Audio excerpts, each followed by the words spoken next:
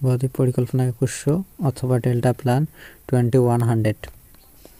পরিকল্পনা গ্রহণের কারণ জলবায়ু পরিবর্তন ও প্রাকৃতিক দুর্যোগজনিত ঝুঁকির নেতিবাচক দিকগুলো মোকাবেলা। পরিকল্পনা গ্রহণ করেছে বাংলাদেশ। প্রকল্পটির ব্যয় 3 লাখ কোটি টাকা। প্রকল্পের মেয়াদ 100 বছর। ডেল্টা গভর্নেন্স কাউন্সিলের চেয়ারপারসন সাবেক প্রধানমন্ত্রী শেখ হাসিনা।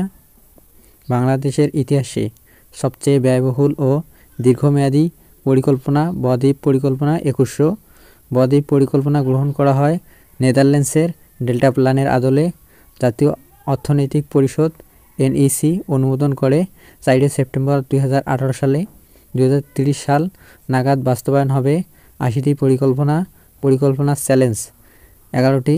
তাপমাত্রা বৃদ্ধি, অতিবৃষ্টিপাত, খরা, নদী ভাঙ্গন, সমুদ্রপৃষ্ঠের উচ্চতা বৃদ্ধি, নদী শাসন, নদী ব্যবস্থাপনা, নগর ও গ্রামে পানি সরবরাহ, বজ্র ব্যবস্থা এবং নদী বন্যা নিয়ন্ত্রণ ও পানি নিষ্কাশন। নির্দিষ্ট অভিষ্ট 6টি পরিকল্পনা সমগ্র দেশকে বিভক্ত করা হয় 6টি স্পটে: উপকূলীয় অঞ্চল, বরেন্দ্র ও খরাপ্রবাহ অঞ্চল, হাওর ও আকস্মিক বন্যাপ্রবল এলাকা, পার্বত্য চট্টগ্রাম, নদীবিধৌত অঞ্চল ও নগর এলাকা। অভিজ্ঞতা ও বিনিময় ও সহায়তা নেদারল্যান্ডস।